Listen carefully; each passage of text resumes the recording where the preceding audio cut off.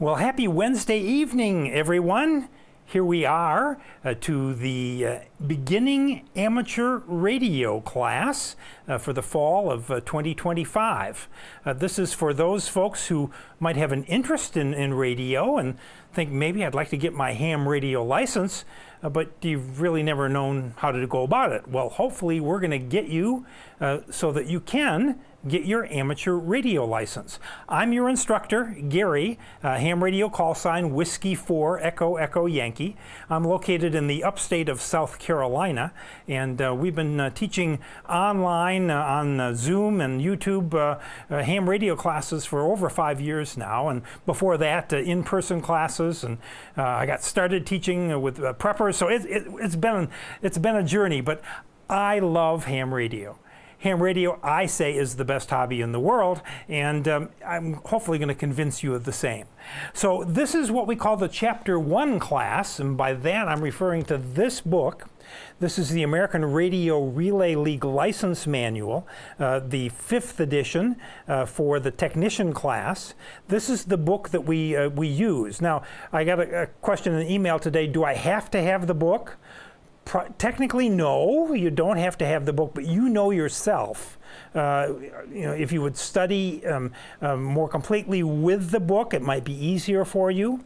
The pool of test questions and answers that are going to be asked on a test, we'll talk more about the test here in a second, are in the back of the book. So I do recommend, if you can find the book, maybe at your library, check it out. They're about $30 on Amazon, or you can buy them directly from the American Radio Relay League. But let's go ahead and get started tonight. This is an introductory session such that we won't have any test questions covered tonight. We're not going to go over any of the questions you might see in the test. Rather, we're just going to talk about radio, the hobby, the service. It's more than just a hobby, and we're going to start it off by introducing ourselves a little bit. I'm the primary instructor, and Dave Ivey, KE4EA, is with us here on Zoom. He's a backup instructor, but let's tell you just a little bit about ourselves, and then we'll get started on the festivities. So I'm going to start first tonight, Bruce, so if you come back to me for a second. I was born in a log cabin. No, that's not quite right. But I'm originally from Michigan, from a little town called Midland, and I grew up, graduated high school from the Midland Public Schools in 1972. I had the great benefit of having electronics classes in high school. We had a fully equipped electronics lab and a full-time electronics instructor. And so I had electronics 2 hours a day, 5 days a week for 2 years in high school. Yay! And I left high school with an FCC commercial radio telephone license. I was first licensed as an amateur back when I was 16 years old, and that was my novice license. I was interested back then. Shortwave listening was a thing. It's not so popular anymore, but listened to Radio Moscow, Radio Havana, Cuba, Radio Tirana, all the communist stations, BBC, Radio South Africa, a bunch of them, and it was just fascinating for me. And I got enamored with broadcasting. And so after I graduated from high school, I ended up going to Central Michigan University. I got a degree in broadcasting from them. And with my engineering technical background, I was able to work at local TV stations in Michigan, radio stations as well, and worked in corporate television for a while. And ultimately, in 1988, I applied and joined the Voice of America, the U.S. government's international shortwave broadcaster. These are the people I was listening to back when I was 16. And I worked for the VOA for about 20 years. Of those 20 years, 14 were overseas. I was a field engineer with the Voice of America, a foreign service officer, and really VOA transmitting stations, relay stations, are exactly the same as ham radio, just much higher power levels, much bigger antennas. So for me, it helped with a career, and I retired from VOA in 2008 and came to Greenville, South Carolina, retired here, got involved with the Greer, South Carolina Amateur Radio Club. That's where I met Dave, and that's where I started teaching ham radio classes out of that group and some others. So you'll hear a lot more about me as we go along in the class, it's just been a huge part of my life, and I hope you can hear the excitement in my voice. So let me go over here to Zoom. I'm going to remove the spotlight. This helps Zoom do its thing. And Dave, KE4EA, is with us on Zoom. Dave, tell us a little bit about yourself, please. Now, we need to go over to the Zoom speaker view, please. It's not working. All right, I think it might work a little better now. Okay. All right, super. Yes, I'm Gary's backup instructor. I'm normally only here for the first session of the technician, but if he decides to get sick or something, I'll grab his presentation and try to take over. I won't do as good a job as he will, because he's done it so many times. But that's kind of where I fit into the picture. In terms of my background, I got licensed as a novice, like Gary did, back in the late 60s. Before that, I was my interest in radio. My dad had enjoyed listening to police radio calls, so I found that interesting. And I also got involved with trying to see how far I could hear AM broadcast stations on a simple 5-tube radio, way back in grade school. So I've always kind of been interested in electronics. But I actually got licensed in the late 60s. So from the novice license, which doesn't exist anymore unless you have one and have been renewing it all along, from novice I went to general and then what was called the advanced license. So that's how I got started in ham radio. And then life happened, as they say, marriage, family, and I was off the air and expired for a long time. 2017, I got back into it. My wife was interested in getting her license again. She was also a novice way back in junior high. It has to do with our background. We won't carry on too much more with that, but it was just a real interesting. It's nice to have two hams in the family. So we tested up, she tested up to the technician class in 2017, and I tested right up to extra. And when I started studying, I didn't even know that the Morse code was no longer required, so that was somewhat of a happy experience, even though I had passed Morse code tests back for the earlier licenses. So career-wise, I was with Motorola for 30 years, and started out in two-way radio, doing repairs and installations of commercial two-way radio equipment. That's police, fire, commercial businesses, and that was very interesting. I started out while I was still in high school. I had to come in evenings when the shop was closed, but they let me fix radios on my own, all by myself, and I learned a lot by doing that. So that's kind of how I got started. And the two-way radio thing turned into a career.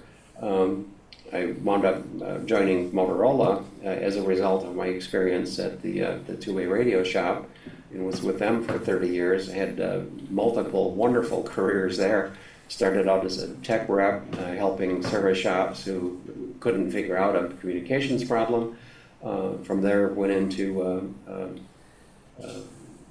cellular. Cellular was another big piece. I was responsible for turning on the first probably 20 or 30 cellular systems all over the United States. And that was an experience all its own as well. Ham radio-wise, I'm involved with many aspects. I do a lot of contesting and DX chasing. Very much enjoy working with Gary and teaching these classes. And I've been retired now for about 8 or 9 years, and that has allowed me to do more ham radio. So, and I just really enjoy helping people get their license and mentoring, Elmering as it's called.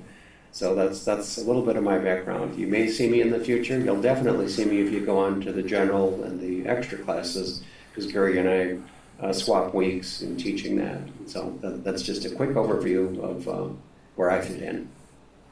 Yeah, I wanted to make sure that you got a chance to meet Dave, fascinating fellow. And I gave him, I was not dumb, I gave him all the hard sections to teach in the other classes. So. Yeah. All right, I put the spotlight back on, so thank you, Dave. Appreciate it very much. Ham radio. Oh, I see that somebody is unmuted. Oh, that was Dave. He sneezed. Ham radio, amateur radio, is it still a thing? It's now 2025, and you have to stop and think about it. 100 years ago, it was 1925. And that's when radio was actually just getting started, just getting going. And the first radio experimenters, all of them were amateurs, were hams. And so this is part of a 100-year tradition. So I have two videos I'd like to share with you, what I call ham radio then and ham radio now. I've stolen these from YouTube, and one of them is no longer available. There's a link, you can go to the laptop there, Bruce, and these are the links as to, one of them is no longer there anymore. But anyway, ham radio then and ham radio now, and let's see if you agree that I think the now is a lot more interesting.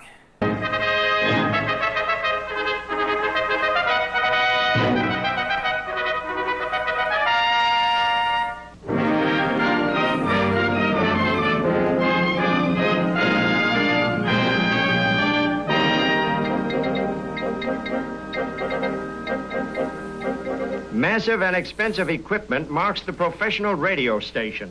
But in the amateur field, radio parts often include pieces of assorted junk ingeniously assembled by operators who are called hams and who take up broadcasting as a hobby. Cards to prove long-distance contacts are exchanged by the hams and proudly displayed. Jimmy Mulligan here has lots of cards and lots of strange radio parts, such as whiskey glasses mounted on a cake tin. Ma's funnel actually becomes a loudspeaker, and her sieve part of a microphone. Winding a coil becomes comparatively simple when using the family egg beater. And so, while radio's youth is being served, it's cramping Ma Mulligan's culinary style. No end. Well, chow is about ready, so it's time to get the hard-working Mulligan family together. Call Jimmy. Call Jimmy. Call Jimmy. Call Jimmy. Well, I guess that means you, Grandpa. And so Jimmy is called. But shh. Grandpa, Jimmy's practically in a trance right now, so don't interrupt. All amateurs are heroes of the air at heart and dream of a chance to serve humanity or to save lives. It does happen, you know. For instance, in far-off Alaska some years ago, Clyde DeVinna, prominent movie cameraman, devoted long winter evenings to his amateur radio set. Frequently, he talked over a span of 15,000 miles to a lonely lighthouse keeper in New Zealand. Although a great distance separated them, the two amateur operators exchanged gossip nightly and soon became radio buddies. One evening, alone in his cabin, DeVinna became weak.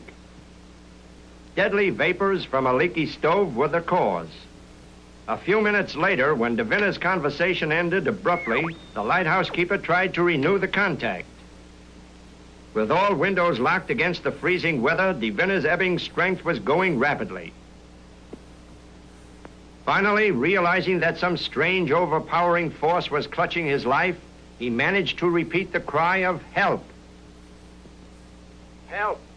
In answer to his friend's cry of distress, the lighthouse keeper called the emergency signal, Mayday, Mayday. And so, everywhere within hearing of his voice, operators ceased broadcasting and stood by.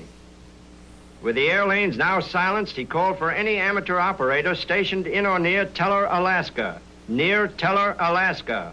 Teller, Alaska. Thus, from a fellow ham over 15,000 miles away, a youthful amateur in Alaska learned that he might yet be able to save the life of a neighbor. Briefly, the lighthouse keeper told his story. And the youngster at Teller lost no time in phoning a doctor living near DeVinna's cabin to rush to the cameraman's aid. And so, due to the efficiency and quick thinking of radio hams, Clyde D. Vinner is alive today. But getting back to the Mulligan family, Jimmy's still missing. Call Jimmy. Call Jimmy. Call Jimmy. Oh, dear. Grandpop's missing now, too. Well, she'll get him. What's this? Shh. Now they're both in a trance. Perhaps they're listening to another dramatic radio episode, like the story of courage and service of Wilbur Crane, an amateur operator who flew far out over the Atlantic in search of a missing plane. Crane's pilot, Radio Ham Crane, had volunteered to make the search for the missing ship in his own plane.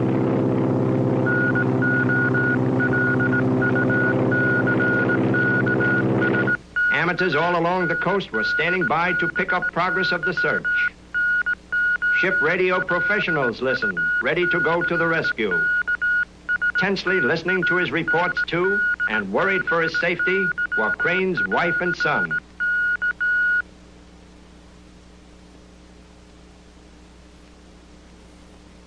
For hours, the uneventful search continued, and then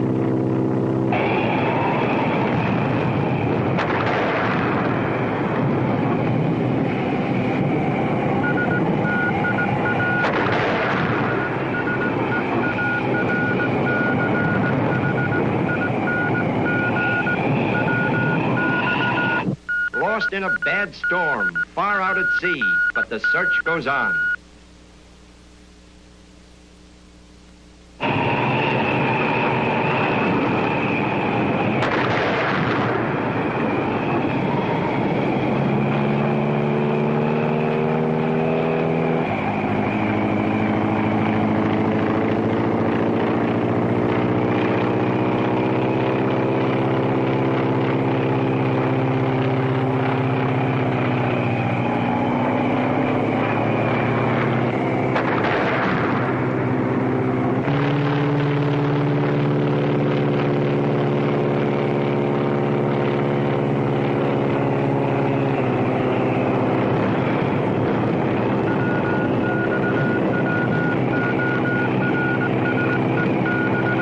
Heartbreaking anxiety and fear made minutes seem like hours. Weekly, the dots and dashes continued to come in, but the words they spelled out offered no encouragement to Crane's wife and boy. Then, as suddenly as they flew into it, Crane came out of the battering storm. Sailing smoothly into the dawn, and as the visibility cleared, a miracle happened. For there, right below them by a streak of rare luck, was the missing seaplane with possible survivors. Crane flashes the news. Safely out of the storm, the missing plane found. Never had a happier message come over the Crane loudspeaker. The broadcast at the ship's location, their job would be over. But what's this? Hundreds of miles at sea, and their gas practically gone. They hadn't a chance. But Crane's chief concern was to establish the location of that wrecked plane and broadcast the news to the world.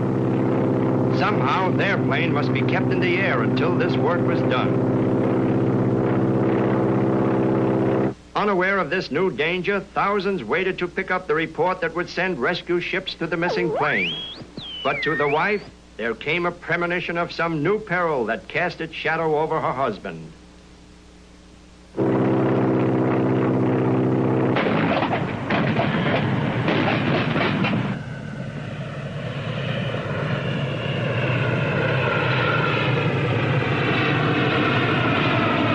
The report goes on the air.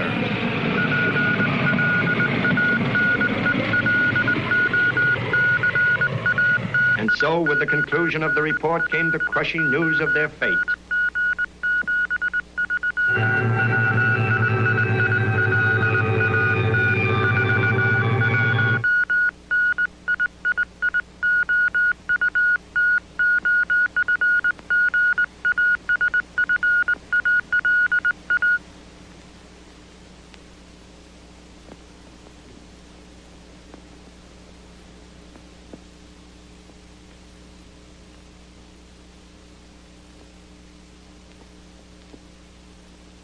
And thus, two heroes once again preserved the finest traditions of the amateur radio fraternity. The radio message picked up by a ship made possible the rescue of those for whom Crane and his pilot had made the supreme sacrifice. Little wonder that to Jimmy and to thousands of others like him, the amateur radio offers continuous inspiration to render aid in times of stress. Whenever a calamity occurs, the ham operator courageously and unselfishly comes to the service of the community. And speaking of calamities, well, take a look at Ma Mulligan's dinner. Boy, break out the bicarbonate. Now, Ma, remember your blood pressure. Take it easy now. So that's the way it is, eh? Well, she'll tell him. Shh. That sounds like China. Wow, that's coming 5,000 miles on a homemade set. No wonder the Mulligans are thrilled. Through the genius of little Jimmy, they hear a man speak in far-off China. In Chinese, that means that's all for the night, folks. Yeah, good night.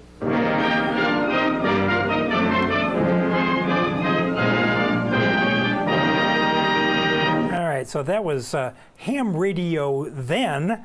Now let's try for ham radio now. Whoops, I pushed the wrong button.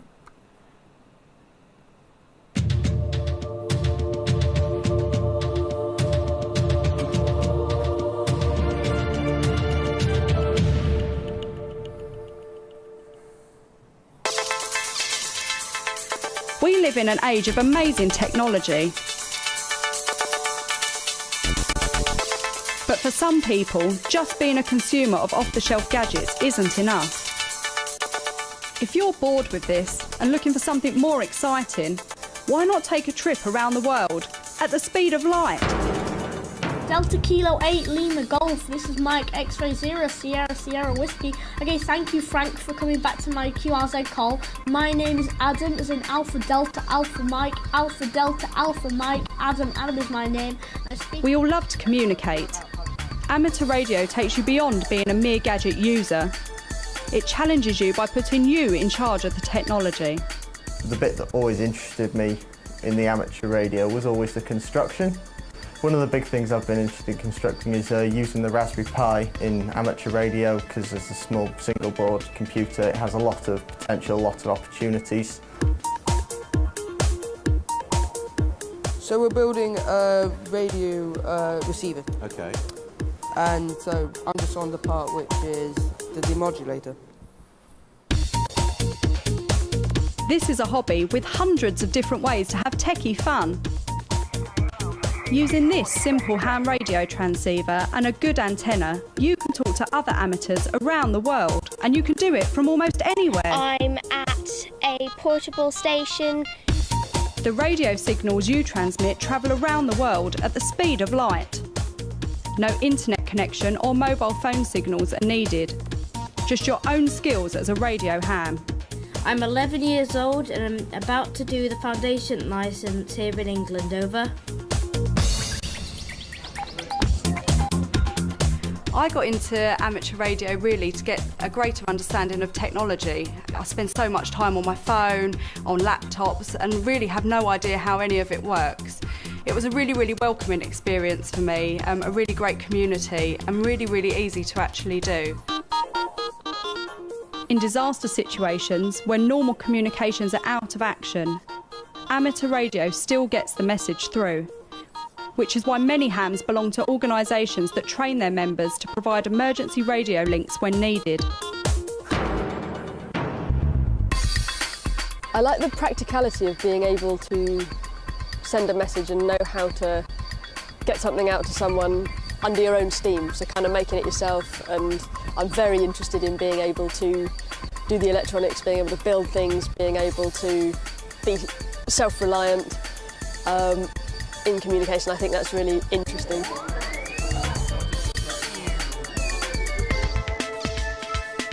It's great fun talking to other hams in unusual and sometimes exotic places around the world and beyond. The International Space Station carries ham radio gear on board, and there's always licensed amateurs among the crew to use it, such as Commander Doug Wheelock. I've really enjoyed using the ham radio and talking to ham radio operators all over the world. Radio amateurs around the world also build and launch their own satellites, and hams anywhere can use them for space communication experiments, and of course to chat to each other.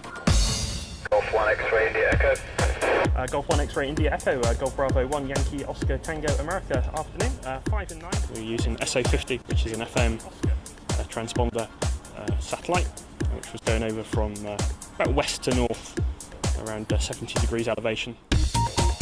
When computers and radios come together, there's a whole bunch of new opportunities for hams to connect by radio, sending text, transmitting pictures or real-time video, even displaying data from an amateur radio satellite orbiting the Earth. Mike 6 November Yankee Kilo. CQ, GB1 Utah. I got started in amateur radio because I'm a girl guide leader and I wanted to take up a hobby that I could do with my brownies. The interesting aspect of amateur radio is that you do learn how it works, and you get to communicate with loads of different people, find out about different areas of the world. You learn a bit more about the science of how it works, and you have a much more profound understanding of a technology that is going on all around you. In amateur radio, sport and radio fit together well too. I'll take another bearing in a minute because I don't trust that. These guys are trying to locate hidden radio transmitters, racing against each other and the clock. Amateur radio is a fantastic hobby for anybody who loves technology. I've only really been involved in the hobby for a really short amount of time, and I've been speaking to people all across the world. It's a really, really inviting community. One minute you're speaking to somebody about amateur radio and it leads on to so many other discussions about other different technologies you may not have even thought of. So if you do get a chance, come and join us.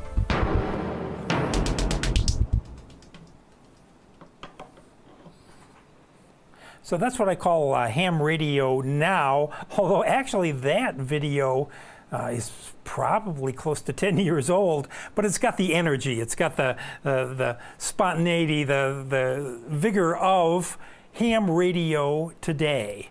And so I want you to be as excited as I am, but I do get this question. Probably the most popular question I ever get is, Gary, why do I have to learn electronics? I just want to talk on the radio. Well, so you saw the history of amateur radio. You saw them building equipment from scratch, and so there's a tradition and a history of a knowledge. But you don't have to, if you just want to talk on the radio, maybe ham radio is not for you. I want to make you aware of these other services that are available. The family radio service, or FRS, are those little walkie-talkies that you can get in Walmart, that you can maybe have if you've got two cars going in a caravan. You can talk down the highway. They're UHF. They're line-of-sight radios, very low power, and won't go a great distance, but you don't need a license for those. You just buy them and use them. There's the General Mobile Radio Service, GMRS. It's a level above. They're also UHF radios. You do have to get a license from the FCC, but you just fill out an application online and pay $35, and you get a license for 10 years. And GMRS, I think, is a good starter for folks trying to get into amateur radio. Again, it's UHF, but it's at higher power levels. You have the ability to use external antennas, and you can use radio repeaters if they're in your area. And then there's also the multi-use radio service, which is more business oriented. Citizens Band is still out there, no license required to operate on 27 megahertz. And then, of course, if you're a boater, there's the marine radio service, which you need to get a license for, but none of these require knowledge of electronics. And a lot of the material in the book is science-based and electronics-based. Why? Because ham radio deals with international communications. So you are actually transmitting and receiving signals that can cross borders. The UHF signals probably not so much. So for FRS, GMRS, those probably not going to be an issue. You can build and use homemade equipment, homemade antennas, homemade transmitters. You can have an output power of up to 1,500 watts. There's a wide variety of frequency ranges, from very low frequencies to medium frequencies, high frequencies, VHF, UHF, and because you can operate on different frequencies as an amateur radio operator, there's more of a chance you might interfere with another licensed radio service, which is why you need to have in your head where your signal is, what kind of bandwidth it's occupying, and give you a little bit of background and a knowledge of electronics that helps. And also then amateur radio advances, this is in the law, advances the radio art. We develop new modes and techniques that are used then commercially later on. So amateur radio is still in the forefront of radio. And can you believe it? It's about a year ago that Hurricane Helene hit the area here in the upstate of South Carolina and in western North Carolina.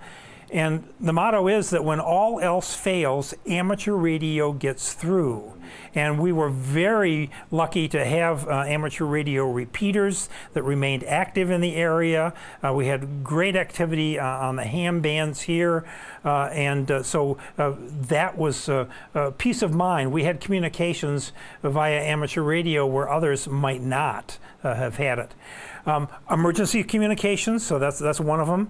If you're a model radio control enthusiast, you can use higher power levels if you have your amateur radio license.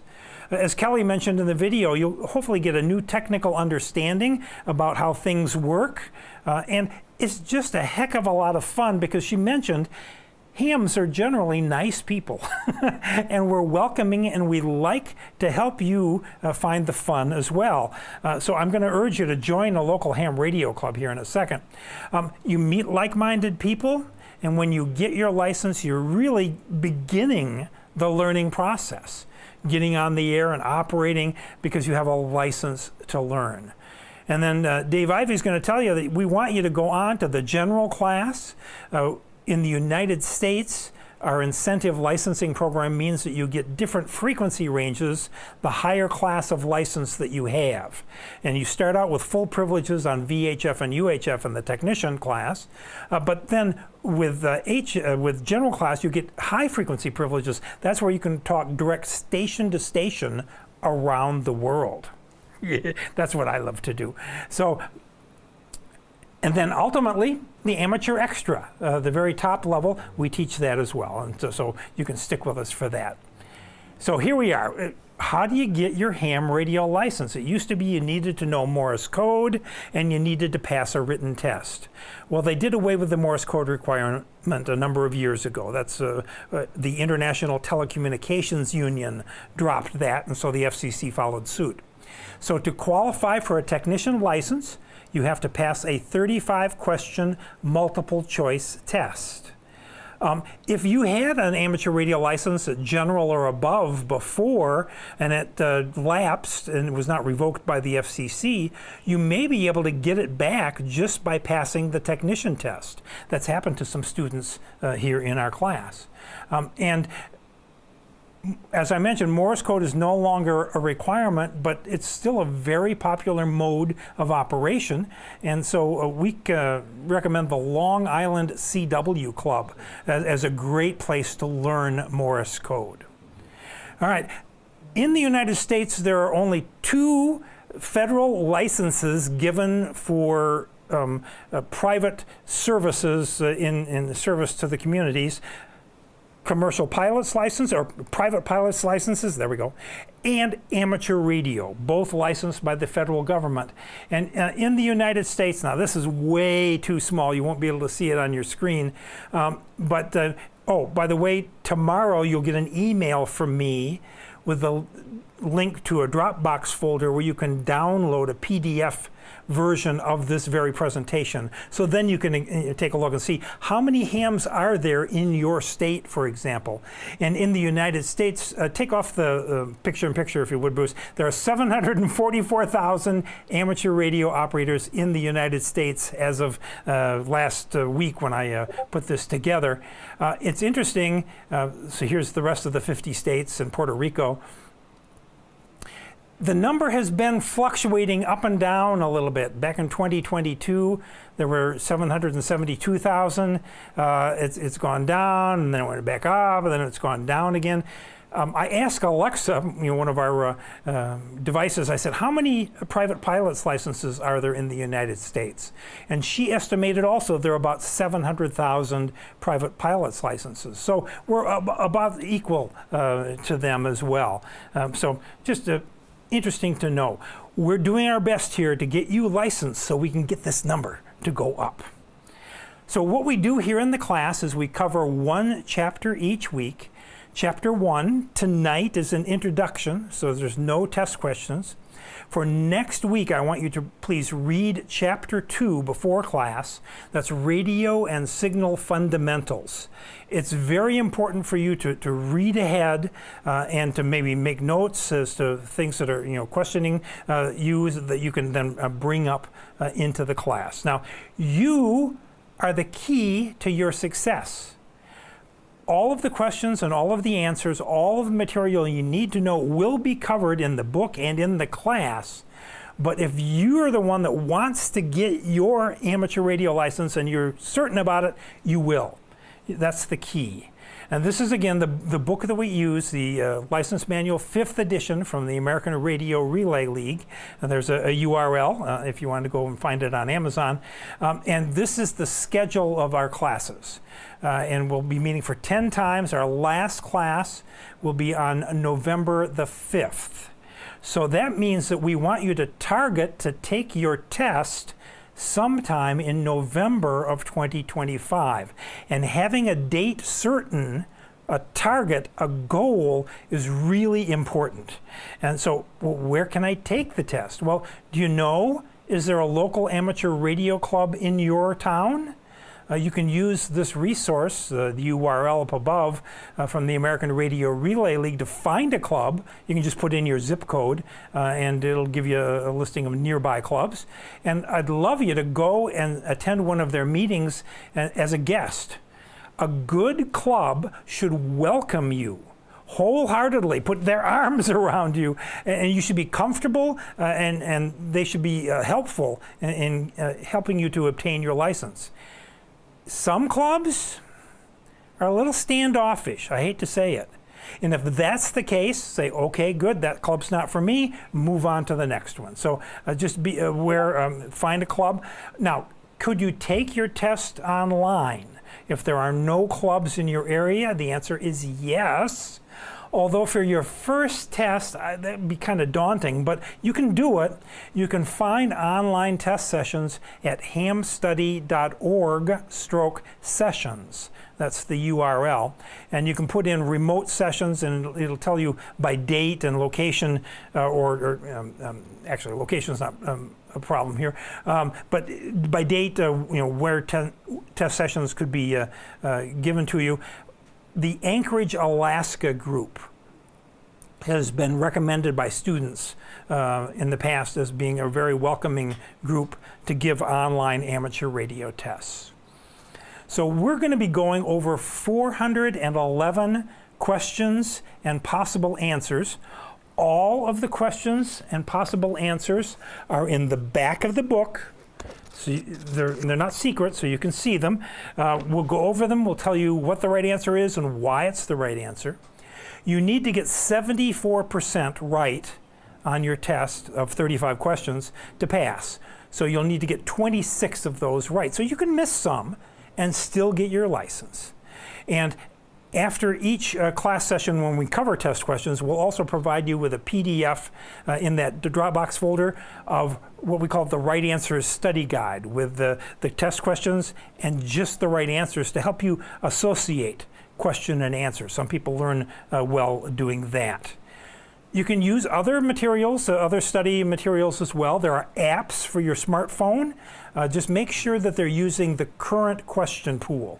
That's the most important thing. I'll also be sending you links to videos from the OG, the original gangster of YouTube videos on ham radio, Dave Kassler. His call sign is KE0OG. You got a question? Oh, somebody said something, but okay. And we're going to provide you lots of material to support your learning in this class.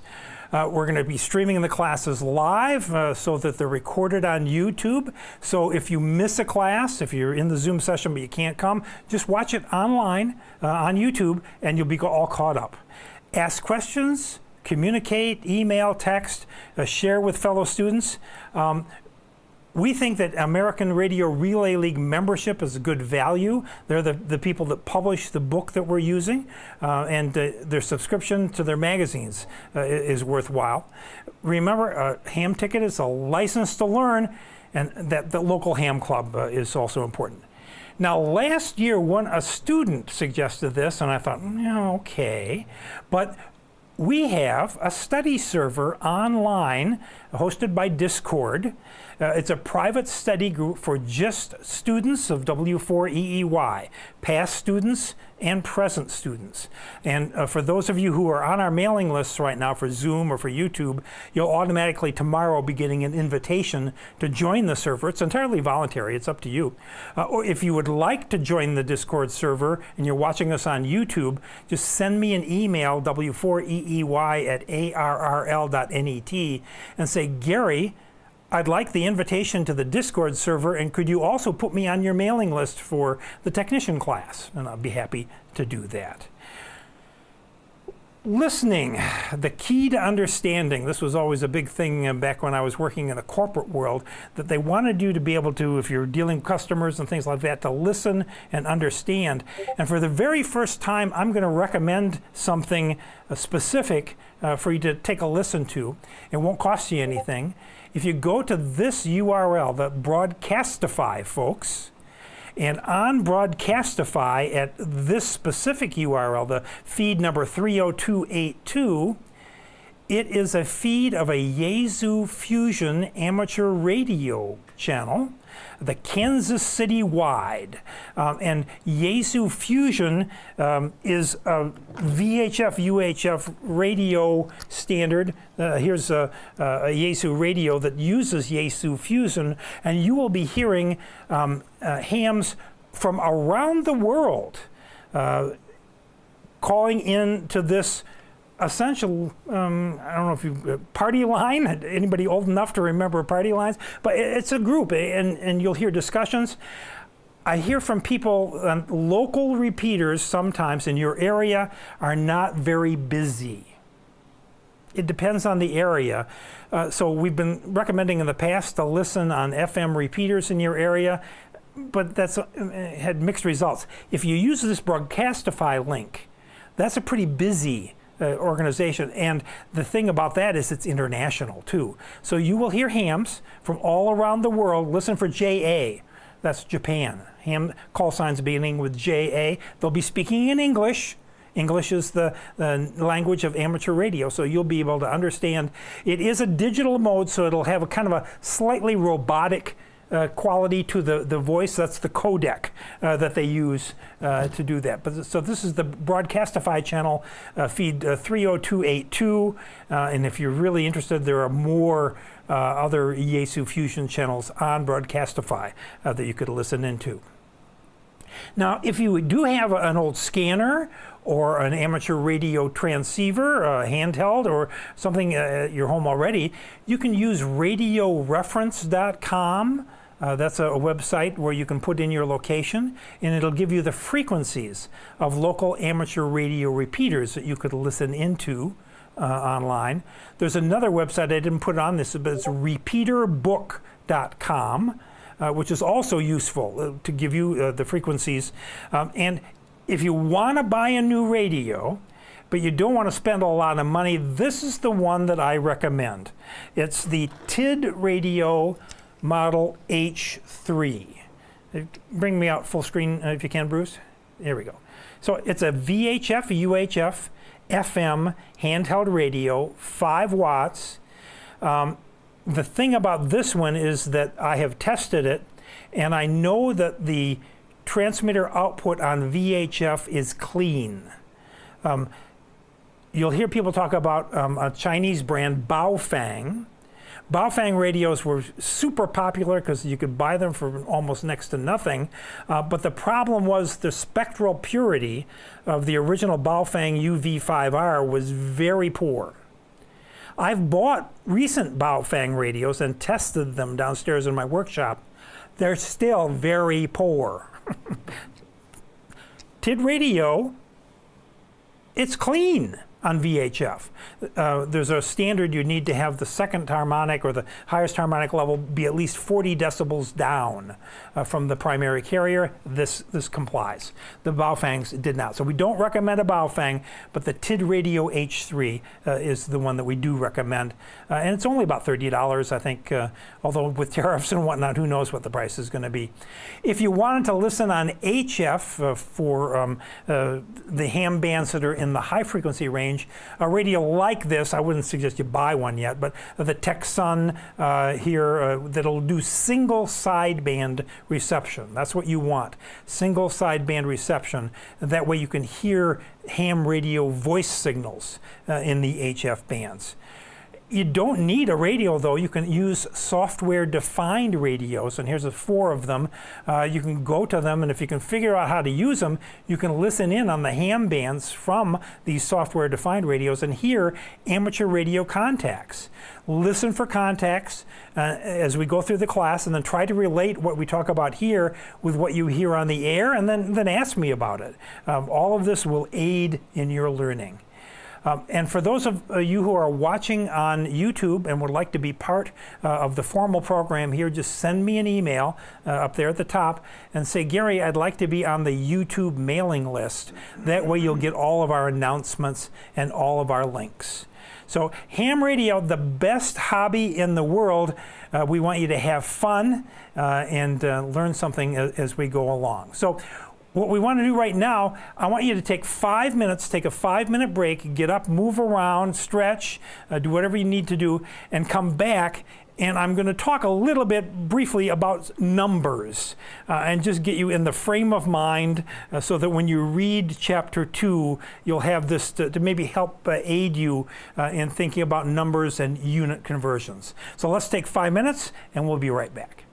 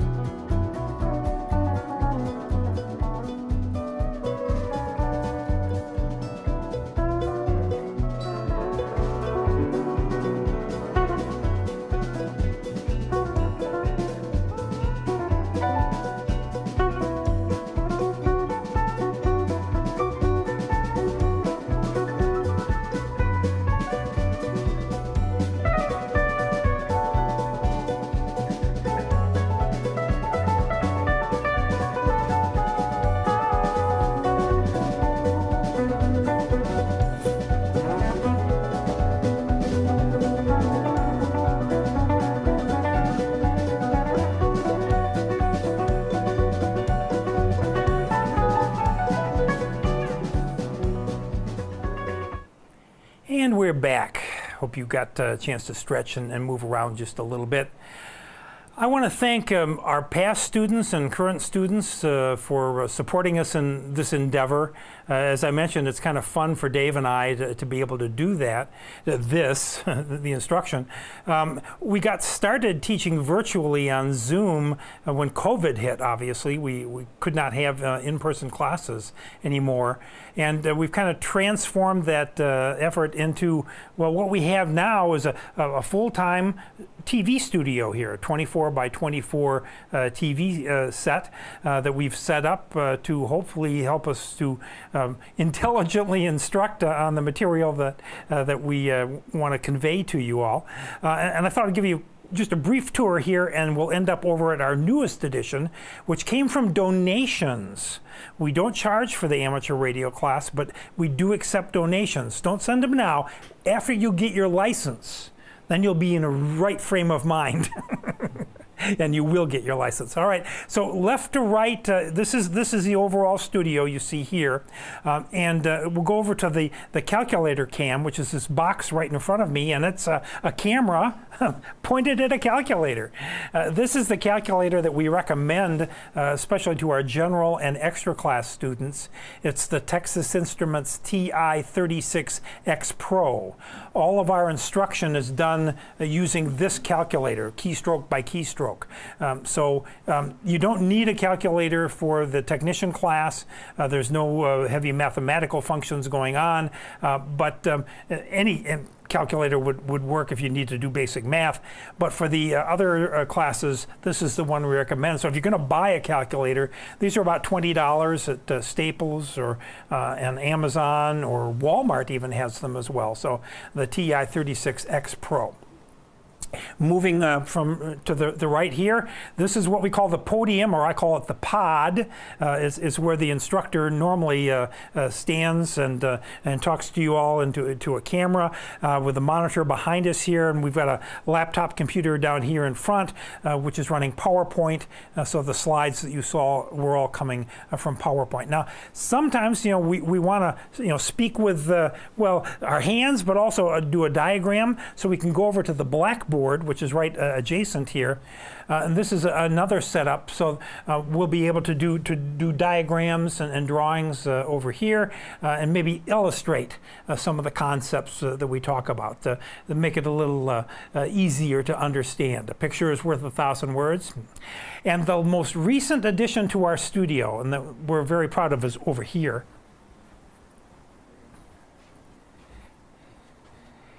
It's our new smart board. It's actually connected to the internet. It has functions that we're still learning how to use, but it's something that we hope that will help us to illustrate things that are going on. So what I wanted to talk to you a bit about tonight is something that you use every day, but you may never have thought about it like this: numbers. And so these are whole numbers, these are integers. Okay, this is no big deal, but what I want to talk about, for example, are numbers that are really small and numbers that are really big. Because in science, we deal with things at the microscopic level, and we deal with things at the astronomical level. And so we have to be able to encompass those wide range of measurements of numbers in a scientific method in order to come up with some repeatable results. And the other thing that you do in science, and we're Americans, we resisted this heartily, is the metric system. Here we have a meter stick. It's divided down into centimeters and millimeters. You ever think about what is centa? What is milla?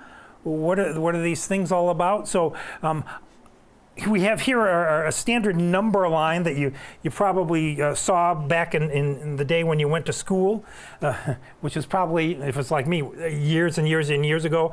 And the typical use of the number line is to have a point on it that represents 0, and then these are all plus numbers over to the right, 1, 2, 3, 4, 5, etc. And these are all negative numbers off to the left. So that, that's a typical use of a number line. Oh, come on, you're supposed to erase here. There we go. All right. Well, let's think about numbers greater than 1. So, all right, I'm going to move the 0 point over here. And let's go 1, 2, 3, 4, 5. I'm going to say this represents 1,000. And 1, 2, 3, 4, 5. This represents 1,000,000. And 1, 2, 3, 4, 5. This represents 1,000,000,000.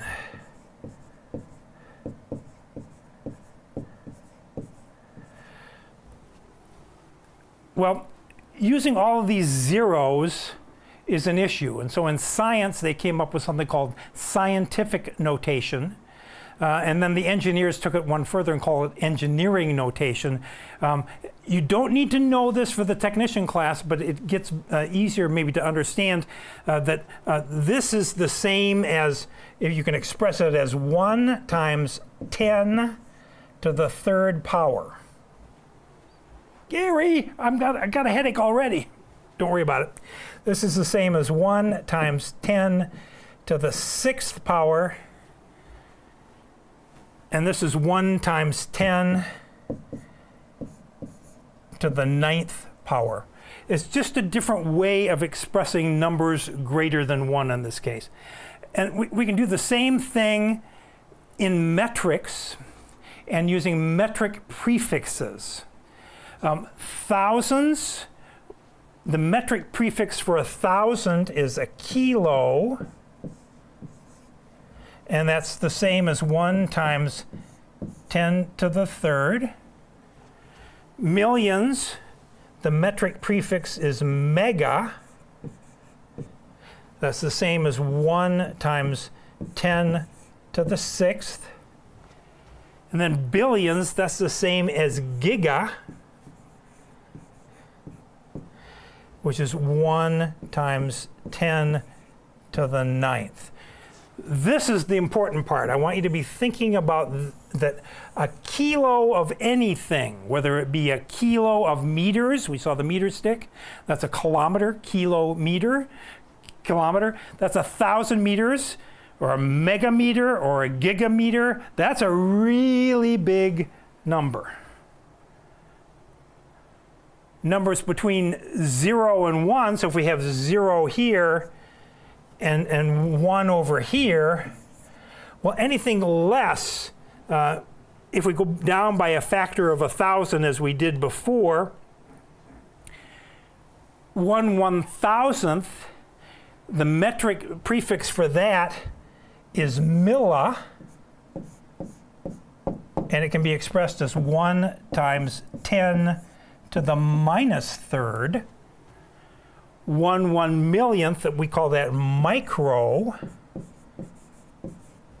That's 1 times 10 to the minus 6th. 1 times 10 to the minus 9th, we call that nano. We already have it there. And 1 times 10 to the minus 12th, that's called pico, or I hear it sometimes called pico.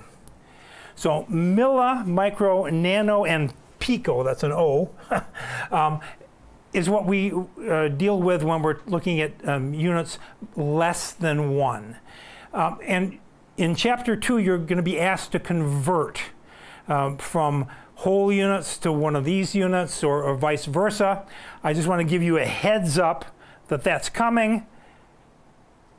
Milli, micro, nano, and pico, or pico, for those less than 1, and kilo, mega, and giga for units that are larger than 1. Kilohertz, for example, or megahertz is a measure of frequency. Gigahertz as well. So that is it. I've blown your brain too much tonight already, but I want to thank you for that. At the end of every class, we have something that I call class chat. So if there's any comments or questions or things that you'd like to talk about, let me go ahead and turn off the spotlight here in the Zoom classroom. If I can get the cursor over there. Any comments or questions from you in the Zoom class?